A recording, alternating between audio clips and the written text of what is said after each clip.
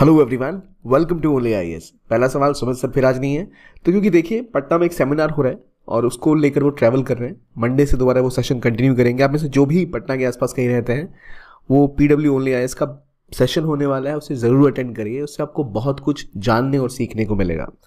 तो आइए स्टार्ट करते हैं आज की डिस्कशन। जो 3 इंपॉर्टेंट आर्टिकल हम डिस्कस करेंगे उनमें पहला है CSA यानी क्लाइमेट स्मार्ट एग्रीकल्चर। क्या होती है चीज़, क्या इसका प्रभाव है और क्यों ज़रूरी है, ये जानेंगे गवर्नमेंट पॉलिसीज के साथ। और दूसरा फेडरलिज्म से जुड़ा एक बहुत इंपॉर्टेंट एस्पेक्ट है कि गवर्नर जो होते हैं क्या वो किसी स्टेट के बिल को जो वहाँ के लेजिस्लेचर ने पास कर दिया, विधानसभा ने पास कर दिया, उसको अपने पास रख सकते थे। पॉकेट वीटो टाइप की बात कहते थे कि ना वो पास करते थे ना वो रिजेक्ट करते थे, बिल को ऐसे ही अटका दिया। क्या वो करने की पावर है गवर्नर के पास? इस पर क्या सुप्रीम कोर्ट की जजमेंट है? और पंजाब और केरला में क्या हो रहा है इसके बारे में जानेंगे। और फिर IPEF के बारे में भी जानेंगे। इंडो पैसिफिक इकोनॉमिक फ्रेमवर्क में एक जो सप्लाई चेन एग्रीमेंट हुआ है वो क्या है, क्या उसका रेलेवेंस है, ये भी समझेंगे। तो आते हैं सबसे पहले इंपॉर्टेंट आर्टिकल के ऊपर। जो आज सबसे की एस्पेक्ट है वो है need for climate smart agriculture in India. अब क्लाइमेट स्मार्ट एग्रीकल्चर की रिक्वायरमेंट क्यों है पहले ये समझते हैं। देखिए, एक चीज़ होती है Malthusian theory, Malthusian theory of agriculture. ये बहुत समय पहले बहुत प्रचलित थी। तो इनका ये कहना था कि एक समय ऐसा आएगा कि जब फूड का जो उत्पादन है वो कम पड़ जाएगा और पॉपुलेशन को आप नहीं खिला पाएंगे। इनका कहना यह था कि जो इंसान की पॉपुलेशन है वो एक्सपोनेंशियली ग्रो करती है। यानी 2 लोग होते हैं, 2 से 4 हो जाते हैं और 4 से फिर 8 हो जाते हैं। यानी 2 है, 2 के 2 बच्चे होंगे 4 होंगे, 4 के 2 बच्चे अगर हुए तो फिर वो चारों के अगर 2-2 बच्चे हुए तो 16 बच्चे हो जाएंगे। तो यानी ग्रोथ इस तरह से होती है, 2 से 4, 4 से 16, ठीक है, इस तरह से। जबकि जो प्रोडक्टिविटी है, आज 2 किलो अगर आप उगा रहे हो फसल तो अगली बार आप 4 किलो उगाओगे, उसके बाद और 2 किलो ऐड कर दोगे, 6 किलो हो जाओगे।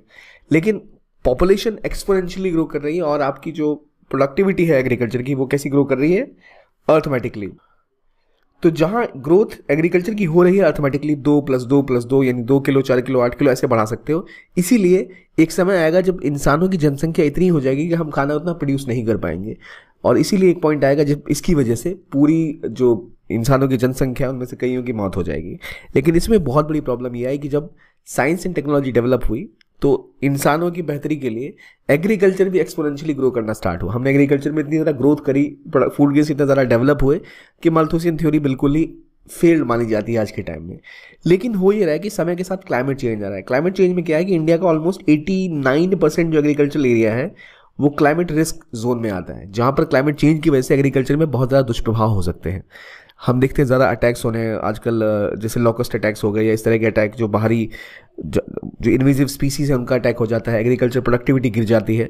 तो इन सब की वजह से ज़रूरत है हम अपने एग्रीकल्चर को क्लाइमेट स्मार्ट बनाएं, यानी जो भी क्लाइमेट में चेंजेस हो रहे हैं उसको समझते हुए अपने एग्रीकल्चर में बदलाव करें। ये अभी ज़रूरत है हमारे लिए। तो इसमें जो चीज़ इंपॉर्टेंट है कि इंडिया के लिए सबसे बड़ी समस्या आज के दिन में क्या है? एक क्लाइमेट चेंज और दूसरा फूड इनसिक्योरिटी। क्यों भाई, आप तो कह रहे हो हम तो खुद खाना और अन्न उपजाने के लिए जो है इंडिपेंडेंट है, तो क्या दिक्कत है? दिक्कत ये है कि जैसे जैसे अगर कहीं युद्ध छिड़ता है तो इंडिया को पता लगता है कि जैसे मानसून में कमी आई या अगर कोई दिक्कतें आई तो हमारा वीट का प्रोडक्शन पिछले बार थोड़ा सा कम हुआ था और उसी समय में रशिया और यूक्रेन के बीच में वॉर हो गई थी। तो अगर इंडिया को जो वीट मंगवाना पड़ता वो बहुत महंगा हो गया था इंटरनेशनल मार्केट्स में। इंडिया कई ऐसी प्रोडक्ट्स हैं, जैसे आज तो हम बहुत मात्रा में अनाज उपजाते हैं, पर और भी कई ऐसी चीज़ें जो हम खाते हैं वो हमें इंपोर्ट करना पड़ता है। उसका इंपोर्ट हम अगर करने को आ जाए आज सब कुछ, तो हमारी अर्थव्यवस्था धराशायी हो जाएगी। और प्लस हमारे पास बहुत बड़ी पॉपुलेशन है, इसके लिए हम दूसरे पर रिलाई नहीं कर सकते स्ट्रैटेजिकली भी। प्लस जो हमारे देश का एग्रीकल्चर है वो बहुत ज़्यादा सेंसिटिव है टुवर्ड्स द क्लाइमेट। अगर मानसून नहीं आया तो हमारे देश में प्रोडक्टिविटी घट जाती है, रूरल सेक्टर में ग्रोथ घट जाती है। इसीलिए इंडियन जो सेक्टर है, जो इंडियन पॉपुलेशन है, उसके लिए climate change and food insecurity सबसे बड़ी प्रॉब्लम है। इसलिए हमें बहुत ज़रूरी है कि जिस भी तरह की समस्याएं हम झेल रहे हैं क्लाइमेट चेंज के साथ, हीट वेव्स का बढ़ना, फ्लैश फ्लड्स का आना, या फिर बारिश का टाइम पे ना होना, बार बार साइक्लोन्स का आना, अर्थक्वेक्स का आना, यानी इवन इन्वेजिव स्पीसीज का अटैक हो गया, सूखा आ जाना, बाढ़ आ जानी, इन सब से बचने के लिए इंपॉर्टेंट है कि हम वो क्रॉप्स उगाएं जो क्लाइमेट के हिसाब से प्रिपेयर्ड हो, क्लाइमेट स्मार्ट हो। अब दिक्कत यह है कि इंडिया ने जब धीरे धीरे जब ग्रीन रेवोल्यूशन इंडिया में हुआ था तो अंडर ग्रीन रेवोल्यूशन इंडिया ने क्या किया, जो हाइब्रिड वैरायटी है उस पर फोकस किया। ठीक है, हाइब्रिड वैरायटी क्या करती है? प्रोडक्टिविटी ज़्यादा देती है। आप बीज को बोते हो, फसलें उगती हैं और वो आपको बेहतर आउटपुट देती है। आमतौर पे क्या होता था पहले ट्रेडिशनल एग्रीकल्चर में, जो ट्रेडिशनल क्रॉप्स थी वो ग्रो की जाती थी, ट्रेडिशनल वैरायटी ऑफ क्रॉप, मान लो पैडी है, जिसे धान कहते हैं, जब आप धान की फसल को बोते हो तो जो धान की फसल आती है उसको काट के ले जाते हो और उसी धान को दोबारा आप जब ज़मीन में बो तो उससे आपकी दोबारा फसल हो सकती है। नॉर्मली ये होता था, लेकिन हाइब्रिड या टर्मिनेटर वैरायटी जो होती है उसमें एक बार आपने फसल काट ली, दोबारा उससे जो धान आपका बना उस फसल से उसको आप बो के दोबारा फसल नहीं उगा सकते, क्योंकि वो एक बार में वो काम करता है, तो आपको दोबारा सीड्स खरीदने पड़ जाएंगे। और ऐसे जो क्रॉप्स होते हैं वो आउटपुट ज़्यादा देते हैं, बेहतर प्रोडक्टिविटी होती है। मान लो गाय और जो विदेशी जर्सी गाय आप देखते हो, देसी गाय होती है, एक विदेशी जर्सी गाय होती है, तो उसी तरह फसल में भी कहानी है। तो जो नई वैरायटी ऑफ फसलें हम बोते हैं they are not climate resilient, क्योंकि वो यहाँ के लिए बनी नहीं थी, वो साइंटिफिक क्रॉप्स हैं, उनमें हमने चेंजेस किए, लेकिन अभी वो क्लाइमेट रेजिलिएंट नहीं है। तो इसलिए हमें ज़रूरत है कि हम ट्रेडिशनल फार्मिंग प्रैक्टिसेस जो इंडिया के फार्मिंग टेक्निक्स के हिसाब से, इंडिया के क्लाइमेट के हिसाब से परफेक्ट थी, उनको भी अपने एग्रीकल्चर में दोबारा जोड़े। धीरे धीरे करके हम पूरी तरह हाइब्रिड होते जा रहे हैं और ज़रूरी है कि हम उसको भी ऐड करें, एनवायरनमेंट के इफेक्ट को समझें। ट्रेडिशनल जो फार्मिंग है वो जो प्रोडक्टिव नहीं रही, लेकिन जो वो क्रॉप्स थे उनमें अगर हम जोड़ के आज के टेक्नोलॉजी का इस्तेमाल करके उनको बचा सकें तो जाकर हम बेहतर तरीके से अपने किसानों को प्रोटेक्ट कर पाएंगे। और इसीलिए अब फार्मर्स भी तरह तरह के एडेप्शन मेजर्स ले रहे हैं कि कैसे वो क्लाइमेट चेंज से लड़ पाएंगे। और अगर हम एक स्ट्रैटेजी ड्रॉ करें जिससे हम क्लाइमेट का जो चैलेंज है एडेप्शन मिटिगेशन का, कि कुछ तो हम रोके, कुछ उसके हिसाब से अपने आप को चेंजेस कर लें कि भाई ठीक है, हमें पता है बाढ़ आ सकती है, हमें पता है सूखा आ सकता है, अगर बाढ़ आ सकती है तो हम ऐसी क्रॉप्स उगाएंगे जो पानी जब खेत में जमा हो तो क्रॉप खराब ना हो, या हम ऐसी फसल उगाएं जो ज़्यादा वाटर इंटेंस हो। तो अगर हम ऐसी स्ट्रेटजीज अपनाते हैं तो हम अपना एग्रीकल्चर प्रोडक्शन उस लेवल तक बढ़ा पाएंगे जिसकी हमें ज़रूरत है, यानी 60% बाय 2050। क्योंकि अगर हम इतना नहीं बढ़ाया तो हमारी जनसंख्या अभी थोड़ी सी बढ़ेगी कुछ सालों तक, और उसकी रिक्वायरमेंट जो है वो हमें कहती है कि भाई इतना आपको प्रोडक्टिविटी अपना बढ़ाना ही पड़ेगा। ये तो हो गई बेसिक नीड। अब एक चीज़ समझते हैं क्या होता है climate smart agriculture. Climate smart agriculture में ना आप कोशिश करते हो कि जो आपकी क्लाइमेट के हिसाब से optimum level of resource utilization आप कर सकते हो। Optimum resource utilization for agriculture output. Optimum resource कैसे यूज़ करोगे आप?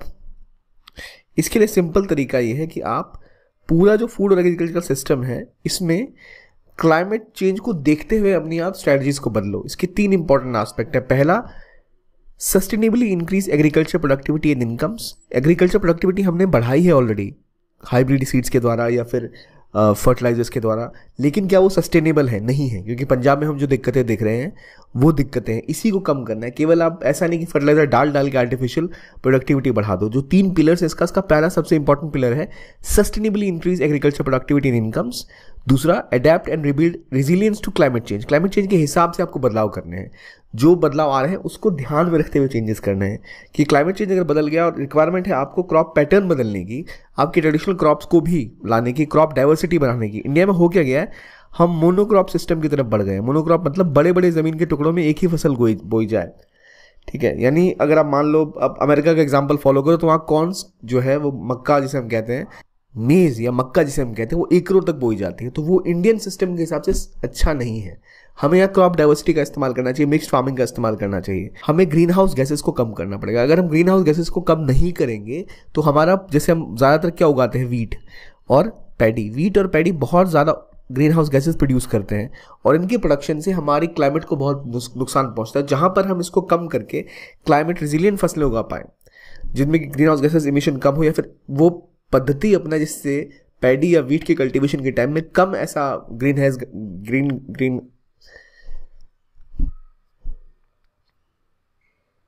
हाउस गैस प्रोड्यूस हो, तो हम बेहतर स्थिति में आ सकते हैं। और इसीलिए क्लाइमेट स्मार्ट प्रैक्टिसेस में आप क्या करते हो, पहले आप वाटर स्मार्ट बनते हो, वाटर का ऑप्टिमम यूटिलाइजेशन। वेदर स्मार्ट बनते हो, वेदर को समझते हुए क्रॉपिंग पैटर्न का फॉलो करना, वेदर को समझते हुए आप जो सिस्टम है आपका उसको अडॉप्ट करना। एनर्जी स्मार्ट बनना, क्या आपके लिए बेस्ट है। और कार्बन स्मार्ट प्रैक्टिसेस, इसके लिए मान लो आपके पास अगर सॉइल हेल्थ कार्ड है, गवर्नमेंट की एक स्कीम है जिसके अंदर सॉइल हेल्थ कार्ड दिया जाता है। आपकी सॉइल को देखते हुए कि कौन सी बेस्ट फसल रहेगी, अगर हम सॉइल हेल्थ कार्ड को सही तरीके से इस्तेमाल करें तो वो बहुत अच्छा एग्जाम्पल है एक क्लाइमेट स्मार्ट एग्रीकल्चर का। आपने सॉइल को समझा कि सॉइल की रिक्वायरमेंट क्या है, नीड क्या है, उस हिसाब से आपने एग्रीकल्चर को पुश किया, उस हिसाब से वहाँ आपने उसके हिसाब से माहौल तैयार किया। तो इससे प्रोडक्टिविटी भी बढ़ेगी और आपकी लैंड को जिससे फायदा है वो क्रॉप्स आप ज़्यादा ग्रो कर पाओगे। ये एक एग्जाम्पल है कि मैं जो कह रहा हूँ weather smart, energy smart. Energy smart का एग्जाम्पल ये है कि जिन इलाकों में हवा बहुत ज़्यादा तेज़ चलती है वहाँ पर विंड एनर्जी का इस्तेमाल किया जा सकता है प्रोडक्टिविटी बढ़ाने के लिए, ना कि आप वही काम करते रहो कि आप अगर नहरों से ला सकते हो पानी तो नहरों यानी कनाल से लाओ, ना कि ग्राउंड वाटर लेके आओ। तो ये तरीके हैं इसको बढ़ाने के, क्योंकि आगे जाकर फ्यूचर इम्पैक्ट क्या होगा क्लाइमेट चेंज का, और ज़्यादा सब्सटेंशियल होगा। इंडिया में जो क्रॉप यील्ड है वो डिक्लाइन करेगी और ये 9% तक डिक्लाइन कर सकती है। इसको जो नॉर्मल रेट है डिक्लाइन है इतनी हो सकती है, इसको घटाने की यहाँ हम बात करें कि 50% इंक्रीज़ करेंगे, हमें चाहिए 50% इंक्रीज, और क्रॉप यील्ड में नॉर्मली देखें तो 9% डिक्लाइन आने की संभावना है क्लाइमेट चेंज की वजह से, सूखा, बाढ़, साइक्लोन्स। तो हमें अपनी प्रोडक्टिविटी को बढ़ाना पड़ेगा, एक रैपिड रिफॉर्मेशन चाहिए एग्रीकल्चर इंडस्ट्री का। इससे होगा क्या, देखिए नॉर्मली हम जो है ना, हमारे जो SDG है सस्टेनेबल डेवलपमेंट गोल्स, इसमें हमारा एक प्रायोरिटी है कि हम हंगर को बिल्कुल ख़त्म करेंगे, ज़ीरो हंगर। जो हमारा SDG 2 है वो है ज़ीरो हंगर। अब ज़ीरो हंगर की पूर्ति के लिए आपको चाहिए सबसे पहले फूड ग्रेन्स, और क्लाइमेट चेंज से लड़ना भी इसका एक इंपॉर्टेंट एस्पेक्ट है। तो उन दोनों को आप ज्वाइन करते हुए अगर ऐसी एग्रीकल्चर प्रैक्टिसेस शुरू करें जिससे आपको एग्जैक्टली पता हो कि क्या बेस्ट प्रैक्टिस है क्लाइमेट से लड़ने के लिए और एग्रीकल्चर को बढ़ाने के लिए, तभी वो तरीका आपका आगे लेके उसको जा सकता है। अब इसमें एक चीज़ मैं पहले आपको एक्सप्लेन करता हूँ कि एक शब्द होता है प्रिसिशन फार्मिंग। ये अभी तक इंडिया में उस लेवल पे स्टार्ट नहीं हुई है, लेकिन हम अगर ऐसी फार्मिंग स्टार्ट करते हैं तो हम बहुत बेहतर स्थिति में हो सकते हैं चीज़ों को डेवलप करने के लिए। अब क्या होती है प्रिसिशन फार्मिंग? प्रिसिशन फार्मिंग असल में एक ऐसी मॉडर्न टेक्नोलॉजी का यूजेज है एग्रीकल्चर में, जहाँ अगर इंडिया इसका यूज़ करे तो हर तरह की क्लाइमेट चेंज से लड़ाया जा सकता है। इसमें क्या होता है कि आप जैसे ड्रोन्स उड़ाते हो, आप स्पेशल मैनेजमेंट करते हो, डेटा एनालिसिस करते हो, आप समझते हो कि वेदर आगे पिछले कुछ समय में कैसे बदलने वाला है, वेदर में क्या बदलाव हो सकते हैं, क्या स्पेशल चेंजेस हो सकते हैं। आप ये देखोगे सॉइल में, सॉइल की हेल्थ कैसी है, सॉइल का डेटा कैसा है। आप देखोगे जो क्रॉप आप ग्रो करना चाहते हो उसके एनालिसिस करोगे, कितना आउटपुट वो देती है, किस लेवल पे फार्मिंग इस जगह पे रही है हिस्ट्री का पार्ट। यहाँ पर आप देखोगे क्या जो वेरिएशन है बेस्ट है, यहाँ पर इनपुट कॉस्ट कितनी है वो देखोगे, और इन सब को मिला के तब आप देखोगे भाई मैं कैसे इसके ऊपर परफेक्टली जितना इसको पानी चाहिए उतना पानी दूं, जितना इसको खाद चाहिए उतनी दूं, चाहे मैं ड्रिप इरिगेशन के थ्रू करूं या किसी भी तरह से करूं। तो कैसे जो बेस्ट प्रिसाइज तरीका है जिसके तहत यहाँ आउटपुट लिया जा सके, टेक्नोलॉजी का इस्तेमाल करके, डेटा मैनेजमेंट करके, असेसमेंट करके एक ज़मीन के टुकड़े पर, तब जब ऐसी फार्मिंग आप करते हो उसे कहते हैं प्रिसिशन फार्म। या फिर इसके लिए एक और टर्म कभी कभी यूज़ करते हैं, सैटेलाइट एग्रीकल्चर। क्यों भाई? क्योंकि यहाँ पर जो स्पेशल डेटा है, जो हवा की नमी है, जो आपको डेटा मिल रहा है कहाँ लोकेटेड है, वहाँ पे क्या बदलाव हो रहे हैं आसपास के वेदर के, आप पिछले 6 महीने के चेक करोगे, सॉफ्टवेयर का यूज़ करोगे, इन्फॉर्मेशन टेक्नोलॉजी का यूज़ करोगे, तब जाके वहाँ पर उस क्रॉप को ग्रो करोगे जो बेस्ट आउटपुट दे पाए। तब जाके जो आउटपुट निकलेगा वो बेस्ट तरीका होता है आपके लिए क्लाइमेट चेंज से लड़ने का। भविष्य में भी अभी मैं आपको बोलूँ तो बहुत हाईटेक लग रहा है कि कहाँ भारत का किसान कहाँ ये सब हो पाएगा। सैटेलाइट से आप डेटा निकालो, सॉफ्टवेयर से प्रोसेस करो, आप प्रेडिक्ट करो क्या क्या हो सकता है, उसके हिसाब से क्रॉप ग्रो करो, वो भविष्य की रियलिटी हो सकती है। और इजराइल, अमेरिका जैसी सोसाइटीज़ और चाइना भी इवन ये सब पुश करेंगे भविष्य में। इसलिए इंडिया को भी प्रिसिशन फार्मिंग, सैटेलाइट एग्रीकल्चर की तरफ भी ध्यान देना चाहिए। अगर हमें भविष्य 2050 में तो कर ही सकते हैं ना भाई, वहाँ पॉसिबिलिटी तो है कुछ राज्यों में करने की। तो इसीलिए ज़रूरत है हमें क्लाइमेट चेंज के हिसाब से अडेप्ट करने का, एडजस्ट करने का, और ऐसे एग्रीकल्चर सिस्टम बिल्ड करने का जहाँ पर टेक्नोलॉजी का भी इस्तेमाल हो। और जैसे मैंने बोला ट्रेडिशनल क्रॉप्स भी इंपॉर्टेंट है, वो वहाँ विदस्टैंड कर सकती हैं। वो ट्रेडिशनली वहाँ पर ग्रो होती आई हैं, उन्हें उनके पास कैपेसिटी है उस क्लाइमेट चेंज को से लड़ने का, तो वहाँ पर फोकस करना चाहिए। इसका मतलब आप अपने ट्रेडिशनल क्रॉप्स पे फोकस करो, टेक्नोलॉजी पे फोकस करो, साथ ही साथ एग्रो फॉरेस्ट्री पे फोकस करो, सस्टेनेबल वाटर डेवलपमेंट पे फोकस करो, प्रिसिशन एग्रीकल्चर पे फोकस करो। ये सब तरीके हैं जिससे हम यूज़ कर सकते हैं अपनी प्रोडक्टिविटी बढ़ाने के लिए। अब एक चीज़ और है, क्रॉप डाइवर्सिफिकेशन की बात मैंने पहले भी की थी। इससे क्या होगा, इससे वाटर एफिशिएंसी बढ़ेगी, वाटर यूजेज कम होगा एक्सेसिव, और आपके पास ऐसी क्रॉप होंगी जो ड्राउट रेसिस्टेंट हो, क्योंकि इंडिया की नॉर्मली क्रॉप्स जो होती हैं उनको, कई क्रॉप्स को पानी की उतनी रिक्वायरमेंट नहीं होती है जो अपने सदर्न पार्ट में पहले से नॉर्मली बोई हुई है। तो लॉन्ग टर्म सिक्योरिटी के लिए ज़रूरी है कि आप अपनी ट्रेडिशनल क्रॉप्स को और क्रॉप डाइवर्सिटी को भी बढ़ा के रखो, एक ही क्रॉप पे डिपेंडेंट ना हो जाओ, क्योंकि क्लाइमेट चेंज में ऐसे पेस्ट आ जाते हैं, ऐसे कीटाणु आ जाते हैं जो क्रॉप को बर्बाद कर देते हैं। अगर आपके पास डाइवर्स क्रॉप है तो उनके ऊपर हमला करके उन्हें बर्बाद करना भी मुश्किल है, कि 4-5 तरह की फसलें हैं तो कोई एक ही तबाह होगी, दो तबाह होगी, दो बच जाएगी। तो ये तरीका है जिसके तहत हम क्लाइमेट पे अपनी रिलायंस कम कर रहे हैं, टेक्नोलॉजी के थ्रू, वेरिएशंस के थ्रू, अफोर्डेबिलिटी के थ्रू, और एक तरह की वैरायटी के थ्रू हम इससे लड़ने की कोशिश कर रहे हैं, और तभी वही तरीका जिससे हम इसको लेकर स्ट्रांग रह सकते हैं। तो ये रिजिलियंस बढ़ाता है लॉन्ग टर्म भी और शॉर्ट टर्म भी, और एक इकोनॉमिक ऑटोनॉमी फार्मर्स की बढ़ाता है कि भाई क्या किया जा सकता है। ये तभी हो सकता है जब गवर्नमेंट सपोर्ट भी करे और हम अपने इकोनॉमिक सोशल सेक्टर में बदलाव लाएं। हम अपने फार्मर्स को इन्फॉर्मेशन प्रोवाइड करें, टेक्नोलॉजी प्रोवाइड करें। सिर्फ इतनी सी नहीं कि भाई इतना चावल, गेहूं या धान इस रेट पे मिल जाएगा, ये बात नहीं है। आपको पॉपुलैरिटी बढ़ानी है तो हर रीजन की इकोसिस्टम में फोकस करो, इकोसिस्टम बेस्ड अप्रोच लाओ। अब इकोसिस्टम बेस्ड अप्रोच क्या होती है? ये इतनी सी बात है कि आप जिस सराउंडिंग में रहते हो उस सराउंडिंग से आपका इंटरेक्शन कैसा है और उस इंटरेक्शन से क्या प्रभाव आपकी सराउंडिंग के एनवायरनमेंट पर पड़ता है, और जो बेस्ट तरीका हो सकता है आपके और आपके सराउंडिंग के बीच में to grow a product, to grow a produce, आप उसको यूज़ करते हो। मतलब आपके और प्रकृति के बीच में सबसे बेहतर तरीके से क्या फसल बोई जा सकती है जो आप दोनों को फायदा दे, आप अपने इकोसिस्टम पर ध्यान रखते हुए ऐसी फसलें बो। अब जैसे पंजाब में अभी अगर आप धान ग्रो करोगे तो अच्छा नहीं है पंजाब की सेहत के लिए, क्योंकि वहाँ ग्राउंड वाटर नहीं है। फर्टिलाइजर यूज़ करोगे तो वहाँ कैंसर बढ़ रहा है, वो सस्टेनेबल नहीं है long term. It is not an ecosystem based approach, ये इकोनॉमिक बेस्ड अप्रोच है कि किसानों को पता है कि धान और गेहूं पर उन्हें मिनिमम सपोर्ट प्राइसेस ज़्यादा मिलेंगी, तो इसलिए वो उसको ग्रो कर रहे हैं, और ट्रेडिशनली ग्रो होता है इसलिए वो ग्रो कर रहे हैं। तो हमें अपने एग्रीकल्चर को इकोसिस्टम बेस्ड अप्रोच की तरफ लेके जाना पड़ेगा, और हमें ये भी फोकस करनी होगी जो ग्रीन हाउस गैसेस का एमिशन है वो हम कम करें, क्योंकि 17% जो 2018 का डेटा देखो उसमें ग्रीन हाउस गैस एमिशन हमारे एग्रीकल्चर सेक्टर से आया था। अगर हम इसको कम करना चाहते हैं तो बहुत ज़रूरी है कि हम कार्बन स्मार्ट भी चीज़ों पर फोकस करें। कार्बन स्मार्ट एग्रीकल्चर का मतलब क्या हुआ? हमने फार्मलैंड को हमें कार्बन स्टोरेज की तरह इस्तेमाल करना चाहिए। मतलब हमें अगर एग्रीकल्चर बढ़ाना है और मीथेन प्रोडक्शन घटाना है, एग्रीकल्चर जब होता है तो जब धान बोया जाता है ना तो वहाँ कुछ हद तक खेतों में पानी जमा होता है जिसके अंदर वो फसल खड़ी होती है। उस टाइम में बहुत ज़्यादा मीथेन का प्रोडक्शन वहाँ होता है और बहुत ज़्यादा दिक्कतें वहाँ बहुत ज़्यादा ग्रीन हाउस गैसेस का एमिशन भी होता है। तो एग्रो फॉरेस्ट्री का इस्तेमाल करके और एग्रीकल्चर का इस्तेमाल करके हम कार्बन सीक्वेस्ट्रेशन कर सकते हैं। क्या मतलब? एग्रो फॉरेस्ट्री का मतलब क्या होता है? ये खेत देख रहे हो, यहाँ बीच में पेड़ भी लाइन से लगे हुए हैं, तो यहाँ आपने फसल पेड़ों के बीच में बोई, लेकिन यहाँ पेड़ भी लगे हुए हैं। इस तरह की आप एग्रो फॉरेस्ट्री फॉलो कर सकते हो जहाँ स्पेसेस में आप इसे ग्रो कर सकते हो। तो इस तरह के एग्जाम्पल्स हैं जहाँ हम बेहतर तरीके से जिस जगह पे जो रिक्वायरमेंट है वहाँ हम एग्रो फॉरेस्ट्री का इस्तेमाल करें। और जो मैंने आपको एक चीज़ और बताई, कार्बन सीक्वेस्ट्रेशन। कार्बन सीक्वेस्ट्रेशन का मतलब क्या होता है? कार्बन को सीक्वेस्टर करना। सीक्वेस्ट्रेशन नॉर्मली ये होता है कि आप जो एनवायरनमेंट है उससे कार्बन डाइऑक्साइड को लेके ज़मीन में उसको कहीं जमा करते हो। एग्रीकल्चर नेचुरली ये करता है। नेचुरली कैसे करता है कि फोटोसिंथेसिस के लिए जो क्रॉप्स हैं वो क्या करते हैं, वो बाहर से कार्बन डाइऑक्साइड लेते हैं और उसको ऑब्वियसली उसको कार्बन ऐसा करते हैं, उसको सॉइल कार्बन बना देते हैं, वो ज़मीन में समा जाता है। तो नेचुरल सीक्वेस्ट्रेशन ऑफ कार्बन होता है एग्रीकल्चर और प्लांट्स के थ्रू। तो आप अगर एग्रो फॉरेस्ट्री को पुश करो, ऐसे प्लांट्स को ग्रो करो जो इस तरह के भी लॉन्ग टर्म सपोर्ट कर पाए कार्बन सीक्वेस्ट्रेशन को, तो वो हमें करना चाहिए। ज़मीन में कार्बन को ज़मीन तक पहुंचाना, उसको बाहर की प्रकृति से अंदर की तरफ ले जाना, ज़मीन की तरफ, और यही कोशिश होती है इसके थ्रू। तो ये होगा कैसे? ये होगा हमें जब एक तो नेशनल लेवल पे प्लानिंग करनी पड़ेगी, एड करना पड़ेगा पॉपुलेशन को, ठीक है, प्लस प्लानिंग में हमें टेक्नोलॉजी पे फोकस करना है, इकोसिस्टम मॉडल पे डेवलप फोकस करना है, जो जिस रीजन है रीजन की स्टेबिलिटी पे फोकस करना है, प्लस आपको ये भी ध्यान रखना है कि आप लोकलाइज्ड रिस्पॉन्सेज को भी ध्यान रखो। लोकल तरीके पे क्या दिक्कत है, किसानों की समस्याएं क्या, उसको ध्यान में रखते ही आप ये कर पाते हो। वरना जो कैपेसिटी बिल्डिंग आप कर रहे हो, जो आप फोकस कर रहे हो, वो सक्सेसफुल नहीं हो सकता। उसके लिए आपको पहले लोकलाइज रिस्पॉन्स को ध्यान में रखते हुए तभी जाकर आपको प्रैक्टिकल सॉल्यूशन देने पड़ेंगे क्लाइमेट स्मार्ट एग्रीकल्चर के। यानी अगर आप पंजाब वाला सिस्टम बिहार में अप्लाई करोगे तो फेल हो जाओगे, उड़ीसा में अप्लाई करोगे तो फेल हो जाओगे। उड़ीसा और बिहार की अलग समस्याएं हैं, आपको वहाँ को देखते हुए क्या वहाँ क्लाइमेट स्मार्ट एग्रीकल्चर की प्रैक्टिसेस अडॉप्ट हो सकती है, वहाँ के फार्मर्स के लिए क्या है प्रोड्यूस, तभी जाकर आप इन चीज़ों को कर सकते हो। ये तरीका है इसको कंट्रोल में लाने का। और इसीलिए इंपॉर्टेंट है लोकल सपोर्ट, यानी कम्युनिटी एफर्ट। कम्युनिटी एफर्ट कैसे होंगे?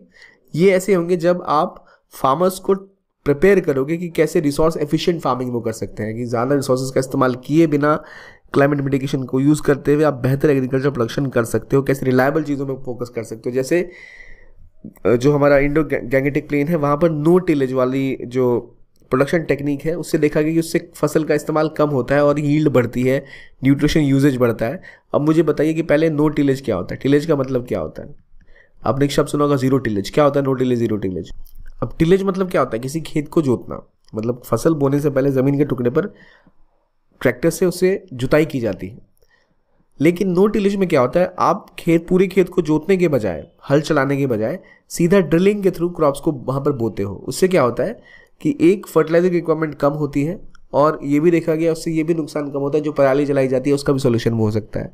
तो जीरो टिलेज या नॉट टिलेज यानी बिना आपको हल चलाए, बिना इस तरह के प्रोसेस को यूज़ किए हुए सीधे ड्रिलिंग के थ्रू अगर आप क्रॉप ग्रो करते हो तो उससे क्रॉप यील्ड बढ़ती है, न्यूट्रिशन बढ़ता है और प्रॉफिटेबिलिटी भी बढ़ती है और ग्रीन हाउस गैस का एमिशन भी कम होता है। तो ऐसी प्रैक्टिसेस हम और अडॉप्ट कर सकते हैं। तो याद रखिए नो टिलेज वाला एग्जांपल यहाँ अपने आंसर्स में यूज़ कर सकते हैं। फिर अभी अगर बात करें ना तो बहुत सारे जो इंडिया के फार्मर्स हैं या तो स्मॉल है या मार्जिनल है, इनके प्रॉफिट्स बढ़ सकते हैं, इनके जीवन को नया आयाम मिल सकता है अगर हम CSA यूज़ करें। क्योंकि CSA में होता क्या है कि आप इनपुट कॉस्ट को घटाते हो और आउटपुट को बढ़ाते हो, और इन फार्मर्स के लिए इनपुट कॉस्ट ऑलरेडी बहुत मुश्किल है जमा करना, तो इनके लिए बहुत अच्छा है। इसीलिए गवर्नमेंट की जो स्कीम्स है क्या क्या है भाई, रेजिलिएंट एग्रीकल्चर के लिए national innovation on climate resilient agriculture, soil health mission हो गया, national adaptation fund for climate change हो गया, प्रधानमंत्री कृषि सिंचाई योजना हो गई, परंपरागत कृषि विकास योजना हो गई। तो जहाँ ऑर्गेनिक फार्मिंग पे फोकस कर रहे हो आप, बायोटेक किसान की बात कर लो, क्लाइमेट स्मार्ट विलेजेस की बात कर लो, तो ये ऐसी चीज़ें हैं जहाँ पर हम देख रहे हैं गवर्नमेंट लगातार पुश कर रही है क्लाइमेट स्मार्ट एग्रीकल्चर की तरफ। प्लस कई प्राइवेट ऑर्गेनाइजेशन के साथ मिलकर, NGOs के साथ मिलकर भी हम फोकस करें towards reaching climate smart agriculture, and eventually इससे हमारी फूड सिक्योरिटी, फार्मर्स को एम्पावरमेंट और एक सोर्स ऑफ इन्फॉर्मेशन, इंस्पिरेशन भी मिलेगी दुनिया को कि एग्रीकल्चर को कैसे ट्रांसफॉर्म किया जाए। तो ये आर्टिकल था, यहाँ हमने कुछ एग्जांपल डिस्कस किए, क्या होता है CSA ये डिस्कस किए, हमने 3 पॉइंट बताए थे आपको क्या होता है क्लाइमेट स्मार्ट एग्रीकल्चर। मुझे बताइए वो कौन से 3 पॉइंट्स थे, याद नहीं है तो पीछे जाके उसको दोबारा सुन लीजिए, ठीक है। ये आर्टिकल हो गया, इसमें काफ़ी एग्जांपल्स है, इसको अच्छे से पढ़िएगा। एग्रीकल्चर का बहुत इंपॉर्टेंट टॉपिक कवर किया हमने आज। इसके बाद बात आती है दूसरी, नो वोट नो वीटो के ऊपर, नो वोट फॉर वीटो। क्या बात है भाई, देखो फेडरल सिस्टम में ऐसी व्यवस्था है भारत में कि गवर्नर होते हैं हर राज्य में, और उनका काम होता है कि जब भी कोई विधानसभा से कोई बिल पारित होता है तो उस पर हस्ताक्षर करना। अगर मनी बिल नहीं है वो, तो हर बिल को वो या तो साइन कर सकते हैं या उसको वापस भेज सकते हैं। वापस जब वो भेजेंगे तो अगर दोबारा लेजिस्लेचर से वो पास होकर आता है तो उनको साइन करना ही पड़ जाता है। लेकिन मुद्दा ये है कि अब कई जगह ऐसा होता था कि जहाँ पे राज्य में सरकार किसी और की है और केंद्र में सरकार किसी और की है, गवर्नर अक्सर केंद्र सरकार के एजेंट की तरह काम करने लगते हैं। तो बात यह है कि जब गवर्नर आते हैं तो वो बिल को अपने पास रख लेते हैं, पास ही नहीं करते हैं। तो सुप्रीम कोर्ट ने कहा है कि गवर्नर एक unelected head of the state नहीं है, मतलब हेड ऑफ द स्टेट है पर वो इलेक्टेड नहीं है। उनके पास जो कॉन्स्टिट्यूशनल पावर्स हैं वो आप लॉ मेकिंग रोकने के लिए यूज नहीं कर सकते। आर्टिकल 200 में क्लियरली लिखा हुआ है कि गवर्नर को जो नॉर्मल कोर्स ऑफ एक्शन है वो फॉलो करना चाहिए और तुरंत लेजिस्लेचर को बताना चाहिए कि अगर वो कोई बिल को रोक रहे हैं तो क्या प्रॉब्लम है। उसको अगर रिकंसिडर करने के रहे हैं, उनको दिक्कत लग रही है, दोबारा भेजिए लेजिस्लेचर के पास एज सुन एज पॉसिबल। मतलब उसको हमेशा के लिए रोक नहीं सकते। अभी बात यह है कि अभी जो वीटोज एक तरह से यूज किए जा रहे हैं बिल्स के ऊपर गवर्नर्स की, वो गलत है। सुप्रीम कोर्ट की रूलिंग क्लियरली कहती है, पंजाब के जो गवर्नर है बनवारी लाल पुरोहित, इन्हें कहा गया कि आपने जो कुछ बिल्स को लेकर अपने एसेंट को रोक दिया है कि भाई ये एक इलीगल सेशन में पास हुए। इनका कहना था एक सेशन यहाँ पे हुआ जहाँ आपकी विधानसभा का इलीगल सेशन था, इसलिए वो उस बिल को पास करने के मूड में नहीं है। लेकिन कोर्ट ने कहा कि आर्टिकल 200 के अंतर्गत आपके पास जो पावर है इसको डील किया गया कि कैसे आपको एसेंट देना है, बिल में क्लियरली लिखा हुआ है कि एक रूटीन फंक्शन है। अगर आप पास करना एक रूटीन फंक्शन है, यानी पास करना तो है ही है आपको। अगर आप पास कर रहे हो तो कोई बड़ी बात नहीं है, लेकिन अगर आप अपना एसेंट रोक रहे हो, बिल पे साइन नहीं कर दे रहे हो, और यानी आपका कहने का मतलब है गवर्नर बिल पे साइन इसलिए नहीं करता क्योंकि वो उसको किसके लिए रोक रखता है, वो रखता है उसको प्रेसिडेंट की कंसिडरेशन के लिए। जब भी ये फंक्शन आता है तभी कंट्रोवर्सी उठती है, और कोर्ट ने यही कह दिया कि भाई ऐसा नहीं है, आपको एज सून एज या तो बिल को वापस भेजो कि वो दोबारा रिकंसिडर करें, या फिर आप उसको साइन करो। आप ऐसे उसको अपने पास रख नहीं सकते। तो गवर्नर के बारे में बोलने का मतलब ये है कि इसके बाद एक तरह से गवर्नर की को करना ही पड़ेगा काम ही। अब एक चीज़ और बची है यहाँ पर कि ये क्यों कह रहे हैं कि ये इलीगल सेशन था। इन्होंने कहा कि इलीगल सेशन था पार्लियामेंट का, क्योंकि इनका कहना है पार्लियामेंट एडजर्न हो गई थी और अचानक से सेशन बुला के ये बिल पास कराए गए। अब यहाँ पर सुप्रीम कोर्ट का कहना है कि ये बिल्कुल भी जो है वो इलीगल सेशन नहीं था। एक ये जो था सिस्टम, ये एडजर्नमेंट ऑफ हाउस था, ना कि प्रोरोगेशन ऑफ सेशन। तो ये जो डिफरेंस होता है समझते हैं। कोर्ट ने कहा कि पहले का सेशन केवल एडजर्न किया गया था, ना कि प्रोरोग किया गया था। जब एक सिटिंग होती है ना किसी पार्लियामेंट की या किसी विधानसभा की, तो उसका मतलब आज जो सेशन चल रहा है अगर उसको एडजर्न कर दिया, मतलब आज का सेशन एडजर्न हो गया, फिर आज कुछ घंटे के लिए सेशन एडजर्न हो गया, दोबारा वो बुलाया जा सकता है। और जब प्रोरोग किया जाता है तो इसका मतलब ये जो पूरा सेशन था, ये सेशन ही खत्म हो गया। यानी जैसे क्लास में होते हैं ना, अलग अलग सेमेस्टर होते हैं, कॉलेज के सेमेस्टर से देखो, तो एडजॉर्नमेंट का मतलब होता है आज की क्लास खत्म हुई, और प्रोरोगेशन का मतलब होता है ये सेमेस्टर ही खत्म हुआ। तो कोर्ट ने कहा भाई वो सेशन प्रोरोग नहीं किया गया था, वो सेशन केवल एडजर्न किया गया था, इसलिए दोबारा आ सकता था वो सेशन, और वो आया और वहाँ ये बिल पास हुआ, और इसीलिए आपको उसको रोकना खुद में इलीगल है। फेडरल स्ट्रक्चर में ये आप एजेंट की तरह काम नहीं कर सकते, क्योंकि कोर्ट ने कहा है क्लियरली कि गवर्नर का काम है function on the aid and advice of council of ministers and act as soon as possible, और कोई डिले नहीं होना चाहिए, टाइम फ्रेम के अंदर आपको ये करना चाहिए। तो ये एक बड़ा मुद्दा है हमेशा फेडरलिज्म का, कि जहां गवर्नेंस का यूज किया जाता है सेंट्रल गवर्नमेंट के द्वारा टू कंट्रोल स्टेट पॉलिटिक्स। तो पंजाब और तमिलनाडु में दो मुद्दे बहुत ज़्यादा भड़के, केरला में भी ये मुद्दा था, और इसको हमें समझना चाहिए कि ये जो प्रैक्टिस है वो गलत है। और अब हम समझ गए कि भाई क्या है अंदर आर्टिकल 200। तो आप लिख सकते हैं कि सुप्रीम कोर्ट की जजमेंट थी, गवर्नमेंट ऑफ पंजाब ने एक प्ली दी थी सुप्रीम कोर्ट में, उसमें जजमेंट आई थी, और केरला में भी कुछ ऐसा ही गवर्नमेंट ने कहा है। तो बार बार ये चीज़ें क्लियर हो रहा है कि आप वीटो नहीं लगा सकते इस तरह से गवर्नर, ठीक है, ये आप समझ गए। आगे बढ़ते हैं, और आप समझ गए एडजॉर्नमेंट क्या है और क्या चीज़ है। मुझे बताइए कौन सा आर्टिकल ये करता है जिसके अंदर गवर्नर जो है ये चीज़ कर सकता है, प्रोग कर सकता है हाउस का। आर्टिकल 174 का सेक्शन 2 ये है। आर्टिकल 174 के अंदर गवर्नर के पास ही पावर होती है कि सेशन को प्रोग कर सके वो, ठीक है।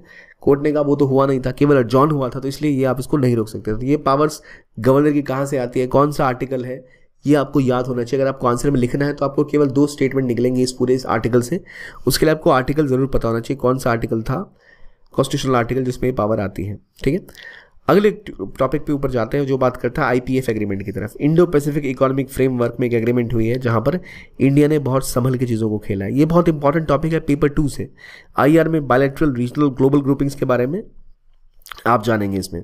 तो आईपीएफ असल में खड़ा किस लिए हुआ था? आईपीएफ इसलिए खड़ा किया गया था क्योंकि दुनिया में एक सप्लाई चेन के ऊपर एक मोनोपोली सी आ गई है, किसकी? तो चाइना की। कोई भी प्रोडक्शन होता है चीज़ों का तो वो चाइना के ऊपर ही निर्भर है, और चाइना का जो बेल्ट एंड रोड इनिशिएटिव है, BRI, belt and road initiative के अंतर्गत वो दुनिया भर में सड़कें और पोर्ट्स बना रहे हैं जिसके थ्रू अपना व्यापार बढ़ा रहे हैं और बाकी देशों के ऊपर दबाव बढ़ा रहे हैं। तो इससे लड़ने के लिए दुनिया के बाकी बड़ी देशों ने मिलकर एक इंडो पैसिफिक इकोनॉमिक फ्रेमवर्क खड़ा किया, और इसके तहत ही अब एक नया जियोपॉलिटिकल एंटिटी है जो बन के खड़ी हुई है किस एरिया में? इकोनॉमिक स्फीयर में, कि इन्वेस्टमेंट ट्रेड को बढ़ावा देना है। और जो ये चाइना की गाड़ी है, केवल चाइना अपनी ही गाड़ी ना चलाए, बाकी लोगों के भी गाड़ियां चलें, और वो जो सप्लाई चेन को रोक सकता है चाइना, उसे रोकना बड़ा जरूरी है। चाइना का जो दबदबा बना हुआ वो ना रहे, ग्लोबल डिपेंडेंस चाइना पर कम हो और एक अल्टरनेट सप्लाई चेन खड़ी की जाए। पहली बात, सप्लाई चेन क्या होती है? मान लो, मैंने कल भी एक्सप्लेन किया था, आप एक बाइक मोटरसाइकिल को देख रहे हो, उसका इंजन मान लो इंडिया में बनता है, उसकी बॉडी जो कलर होती है तो वो कलर आता है ऑस्ट्रेलिया से, ठीक है। जो उसमें चिप लगती है वो आती है ताइवान से, जो उसमें हेडलाइट लगती है वो आती है चाइना से, वो असेंबल होता है वियतनाम में और बिकता आ जाएगा यूके में। तो वो हर देश से एक एक चीज़ आई, तो हर स्टेज पर एक वैल्यू एडिशन हुआ, उसे कहते हैं ग्लोबल वैल्यू चेन। और जिस जगह वो जिस चीज़ों को ऐड किया गया उसे कहते हैं ग्लोबल सप्लाई का वो जगह पार्ट थी, तो उसे कहते हैं सप्लाई चेन। हर जगह से एक चीज़ आई जिस प्रोडक्ट को बनने में बड़ा योगदान देती है, तो उसमें चाइना का दबदबा है, बिना उसके आप कोई भी प्रोडक्ट आज के टाइम में मैन्युफैक्चर ही नहीं कर सकते। उसे ही अल्टरनेटिवली एक और विकल्प देने के लिए पूरी लड़ाई लड़ी जा रही है, एक और नया फ्रेमवर्क किया जा रहा है। तो अभी रिसेंटली एक मीटिंग हुई सैन फ्रांसिस्को में, जहां पर इंडिया के मिनिस्टर ने भी supply chain resilience agreement sign किया आईपीएफ के अंदर। अब सप्लाई चेन रेजिलियंस एग्रीमेंट क्या है कि कैसे हम ग्लोबल वैल्यू चेन नेटवर्क्स को और ज़्यादा बढ़ा सकते हैं, कैसे इंडिया भी उसमें बड़ा रोल प्ले कर सकता है। कि मान लो जूते की कंपनी है, ठीक है, जूते की कंपनी, जूता अलग अलग जगहों से बन के आता है, सोल कहीं बनता है, उसके कपड़े कहीं बनते हैं, लेदर कहीं बनता है, फिर उसको स्टिच कहीं और किया जाता है, और फिर नाइकी का लोगो लगा के उसकी वैल्यू 2000 का 10,000 कर दिया जाता है। तो नाइकी का लोगो लगने की वजह से ना कोई बैग अगर आप देखो, कोई जूते अगर आप देखो, तो वो अगर कॉस्ट उनकी 2000 रुपये है ना, जैसे ही नाइकी का लोगो लगा तो वो बढ़ के 20,000 रुपये का हो गया। हालांकि नाइकी ने कुछ किया नहीं, लेकिन अपने ब्रांड का लोगो लगा दिया, यानी कि वैल्यू एडिशन उनके साइड से हो गया। तो वो भी एक पार्ट होता है वैल्यू एडिशन का। तो इंडिया भी कोशिश कर रहा है लगातार कि ग्लोबल वैल्यू चेन में, कि भाई जूते का सोल कहाँ बन रहा है या कपड़ा कहाँ बन रहा है, तो सब इंडिया में बने। इंडिया अपनी पोजीशन को बढ़ाना चाहता है, ताकि दुनिया भर में, जैसे कोविड के टाइम में डिसरप्शन हो गया था, ट्रेड रुक गया था, क्यों? क्योंकि चाइना ने अपना मार्केट बंद कर दिया था। तो सबको लगा हमें ज़रूरत है ट्रेड डाइवर्सिफिकेशन की। पर दिक्कत यह है कि अभी इंडिया के लिए एक बड़ा रोल खुला था, बड़ा मौका खुला था कोरोना के टाइम में, लेकिन सारी जो बड़ी बड़ी इंडस्ट्रीज थी मेजरली वो वियतनाम चली गई या थाईलैंड चली गई, इवन कंबोडिया भी गई, पर इंडिया में कम शिफ्ट हुआ। इसकी वजह यह थी कि इंडियन इंफ्रास्ट्रक्चर ऐसा तैयार नहीं था, इंडिया की पॉलिसीज उससे तैयार नहीं थी। अब हमने PLI स्कीम के थ्रू और अलग अलग स्कीम्स के थ्रू कोशिश करी है कि हमारी तरफ इन्वेस्टर्स आएँ, और दुनिया भर की सप्लाई में स्टेबिलिटी लाने के लिए इंडिया का रोल बहुत बड़ा है। इंडिया वो रोल प्ले कर सकता है। इंडिया में उतने वर्कर्स हैं, इंडिया में उतना बड़ा मार्केट है। दुनिया भर में कॉन्फ्लिक्ट बढ़ रहे हैं, Ukraine, Russia, US, China, Taiwan, Israel, फलस्तीन, मिडल ईस्ट। इतनी कॉम्प्लेक्स दुनिया में किसी एक देश के ऊपर दुनिया भर की रिलायंस इतनी ज़्यादा होना कि पूरी दुनिया चाइना पर ही निर्भर कर रही है, दुनिया के लिए भी खतरनाक है। और इस बात को अब सब समझ रहे हैं और कि चाइना के अलावा China+1, चाइना के अलावा कोई और भी सप्लाई चेन का रूट होना चाहिए। और एक बड़ा ऑप्शन जो दिख रहा है वहाँ वो इंडिया है। तो दोबारा भारत के पास ये अवसर है कि ग्लोबल सप्लाई चेन में, ग्लोबल इकोनॉमिक ग्रोथ में अपने आप को प्रीडोमिनेटली ऊपर दिखा सके। तो इसलिए इंडिया ने सप्लाई चेन एग्रीमेंट भी साइन किया है। और इससे ये भी दिखता है कि इंडिया ने एक तरफ से जब रशिया यूक्रेन वॉर हुई तो रशिया को भी पूरी तरह छोड़ा नहीं, तेल वहाँ से खरीद रहे हैं, जबकि वेस्ट के साथ भी हम ऐसे एग्रीमेंट करने से पीछे नहीं हट रहे हैं। तो ये चीज़ें हैं। और IPF असल में कितनी कंट्रीज है IPF में? तो IPF में 14 कंट्रीज हैं। और 14 कंट्रीज में एक ऐसी कंट्री जो आप नॉर्मली याद नहीं रख पाओगे, जो आपको लगेगा शायद ना हो इसका पार्ट, वो है फिजी। तो फिजी भी इसका पार्ट है, याद रखिए, Fiji is part of IPF। बाकी तो वही नॉर्मल से देश हैं जो Australia, India, Indonesia, Bruny, Japan, Korea, Malaysia, New Zealand, Philippine, Singapore, Thailand and Vietnam. तो 40% ग्लोबल GDP इसमें है। तो इनके 3 एरियाज पे काम कर रहे हैं। इनमें एक पर इंडिया को दिक्कत भी है, trade, supply chain, clean energy and clean economy. इसमें जो इंडिया को दिक्कत है वो है ट्रेड के इनके एस्पेक्ट के ऊपर। यहाँ वो कहते हैं कि हम एक फ्री डेटा मूवमेंट की बात करते हैं, लेबर लॉज में बदलाव की बात करते हैं, एनवायरमेंटल लॉज की बात करते हैं। इंडिया इनके पक्ष में नहीं है। बाकी तीनों एरियाज में, क्लीन एनर्जी की बात हो, सप्लाई चेन, क्लीन इकोनॉमी की बात हो, इंडिया इसमें IPF का समर्थन करता है। तो इसीलिए ज़रूरी नहीं है कि आप इसके सारे पिलर्स को ज्वाइन करो। तो इंडिया ने अभी तक ज्वाइन नहीं किया इसका एक पिलर, कौन सा? ट्रेड वाला पिलर। बाकी सबको ज्वाइन कर चुका है इंडिया। तो इंडिया ने ट्रेड ज्वाइन नहीं किया क्योंकि इंडिया को लग रहा है कि उनके लेबर लॉज, एनवायरमेंटल प्रोटेक्शन की जो बातें उसके अंदर की गई हैं, भारत के लिए सही नहीं है वो। Plus supply chain resilience initiative already एक इंडिया, ऑस्ट्रेलिया और जापान ने पहले भी लॉन्च किया था। तो इंडिया सप्लाई चेन को बहुत सीरियसली ले रहा है। IPF के थ्रू भी, SCRI के थ्रू भी इंडिया, ऑस्ट्रेलिया, जापान भी इसके ऊपर काम कर रहे हैं। इंडिया आसियान के साथ भी काम कर रहा है। आसियान 10 देशों का समूह है ट्रेड का, साउथ ईस्ट एशिया का। तो अलग अलग जगह से इंडिया फोकस कर रहा है। तो वहाँ भी आपको अपने आंसर्स में इसको ऐड करना चाहिए। इंडिया इन सभी मेंबर्स के साथ अच्छे संबंध रखता है। तो जो अभी ट्रेड का ग्रोथ इंडिया देखना चाहता है, उनके साथ व्यापार बढ़ाकर ही कर पाएगा, ग्लोबल इकोनॉमिक इंटीग्रेशन बढ़ाकर ही कर पाएगा। रिसेंट एग्जांपल्स जहाँ इंडिया ने बड़ा रोल प्ले किया ग्लोबली, उनमें इंडिया की G20 प्रेसिडेंसी, जहाँ पर एक कंसेंसस बनाया गया दुनिया भर में, जब इतनी बड़ी युद्ध की स्थिति थी, कि एक हम ग्लोबल लेवल पे साथ आएँ और युद्ध से ऊपर उठें, और इंडिया ने वहाँ बड़ा रोल प्ले किया। सबसे बड़ी उसका एग्जाम्पल आप देखो, India middle east economic corridor जो IMEC था, जो अभी दोबारा प्रॉब्लम में फंस गया है। ये जो कॉरिडोर डेवलप करने की बात की गई थी, जो इंडिया से दुबई होते हुए, UAE होते हुए, सऊदी अरेबिया होते हुए, इजराइल से जाता ग्रीस और फिर इंडिया को जोड़ता यूरोप से। तो बिना स्वेज कनाल का रूट लिए हुए आप एक नया रूट डेवलप कर रहे थे, जिसमें अरब और इजराइल भी साथ साथ थे। लेकिन ऑब्वियसली इजराइल में जो हिंसा हुई और जो इजराइल और गाज़ा कॉन्फ्लिक्ट बढ़ गया हमास की वजह से, तो फिर ये चीज़ अब दिक्कत में आ गई। पर इंडिया ने एक बड़ा एग्जाम्पल सेट किया था IMEC के थ्रू कि वर्ल्ड डिप्लोमेसी में इंडिया का रोल कैसे बढ़ रहा है, वो दिखता हुआ आपको दिख रहा है। और ये जो कोशिश है, ये एक जो रूट था, ये भी दिखाता है कि इंडिया नए ट्रेड लिंक्स बनाने की कोशिश कर रहा है, जो कि चाइना की तरह किसी देश को बर्बाद करने के लिए, किसी देश के ऊपर कब्जा जमाने के लिए नहीं, बल्कि सबके विकास के ऊपर फोकस करता है।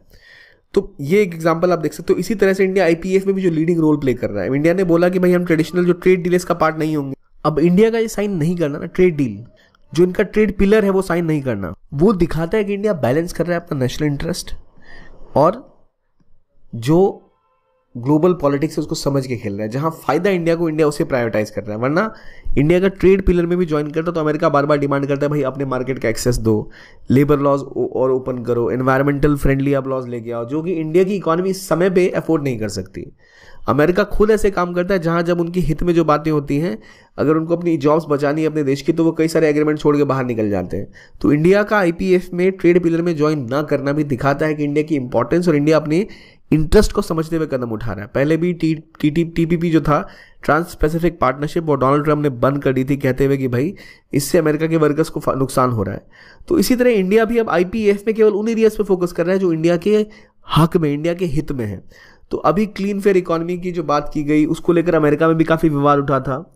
सबके अलग अलग इंटरेस्ट होते हैं। इंडिया अपने इंटरेस्ट को देखते हुए, अपनी इकोनॉमिक हेल्थ को देखते हुए, जो बेस्ट इंडिया के लिए उसको पुश करने की कोशिश कर रहा है। इनोवेशन हो, ट्रेड हो या सप्लाई चेन हो। यहाँ IPEF की एग्रीमेंट में इंडिया का देखा जा रहा है कि स्पेसिफिकली 3 पिलर्स को ज्वाइन करना और एक को ज्वाइन ना करना, अपनी इकोनॉमी पे फोकस करना, अपने सप्लाई चेन और ट्रेड को डाइवर्सिफाई करना, अपनी इकोनॉमिक ग्रोथ को प्रायोरिटाइज करना और एक बैलेंस बना के रखना, स्ट्रैटेजिक ऑटोनॉमी फॉलो करना रशिया और अमेरिका के बीच में दिखाता है कि इंडिया ग्लोबल डिप्लोमेसी अपने कार्ड्स को कितना संभल के खेल रहा है। नॉन अलाइनमेंट तो नहीं, लेकिन हम कह सकते हैं इंडिया अपने स्ट्रैटेजिक ऑटोनॉमी को प्ले कर रहा है। ये इसमें IPEF में भी 3 पिलर को ज्वाइन करना और एक को ना करना, ट्रेड वाले को, अपनी सहूलियत को देखते हुए दिखाता है इंडिया ने स्ट्रैटेजिक ऑटोनॉमी और स्ट्रैटेजिक पॉलिसी मेकिंग का सफल उदाहरण पेश किया है। तो ये थे आज के आर्टिकल्स। आई होप आपको अच्छे लगे हों। देखने के लिए बहुत बहुत धन्यवाद। और ऐसे आर्टिकल्स आप पढ़िए और नोट्स जरूर बना लीजिए, क्योंकि कुछ आर्टिकल जैसे एग्रीकल्चर वाला बहुत इंपॉर्टेंट था, प्लस IPEF वाला और कैसे इंडिया ने इसके 3 पिलर्स को ज्वाइन किया, एक को नहीं ज्वाइन किया, कौन मेंबर्स हैं, ये याद रखें प्रीलिम्स के लिए।